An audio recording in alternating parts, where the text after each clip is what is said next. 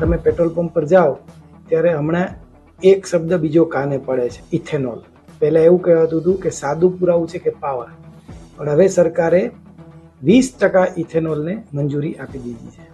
હવે નેક્સ્ટ સ્ટેપમાં ડીઝલમાં પણ હવે નવી ભેળસેળ કરવાની યોજના ચાલી રહી છે.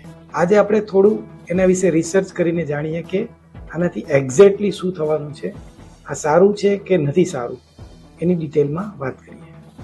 નમસ્કાર. સૌથી આમ તો સાદી ભાષામાં સમજી લઈએ પહેલા પેટ્રોલની વાત. પેટ્રોલની ગુણવત્તાનો માપદંડ છે ઓક્ટેન નંબર. સાદા પેટ્રોલમાં ઓક્ટેન નંબર 91 અને પ્રીમિયમમાં 95 હોય છે, જે એન્જિનની લાઈફ માઇલેજ માટે આ નંબર મહત્વનો છે. પેટ્રોલમાં જે ભળે છે એ છે ઇથેનોલ, જે શેરડી, મકાઈ, ચોખા કે અનાજમાંથી બને છે, જેનો ઓક્ટેન નંબર 109 છે. અત્યારે E20 એટલે કે 20% ઇથેનોલ વાળું પેટ્રોલ મળે છે. ઇથેનોલનો ઓક્ટેન નંબર વધારે છે પેટ્રોલ કરતાં, એટલે એની શુદ્ધતાની માત્રા જળવાઈ રહે છે. પણ સવાલ સૌથી મહત્વનો દરેકને એ છે કે આનાથી શું એન્જિન બગડશે? હા, જો તમારી ગાડી બહુ જૂની હોય તો એના એન્જિનને અને એના બીજા પાર્ટ્સને નુકસાન થઈ શકે. સાદી ભાષામાં એટલું સમજી લેવું.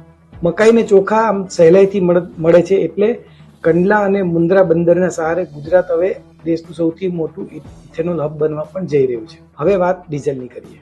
ડીઝલની ગુણવત્તાનો માપદંડ છે C10 વેલ્યુ. ડીઝલમાં C10 વેલ્યુ 40 થી 55 હોય છે.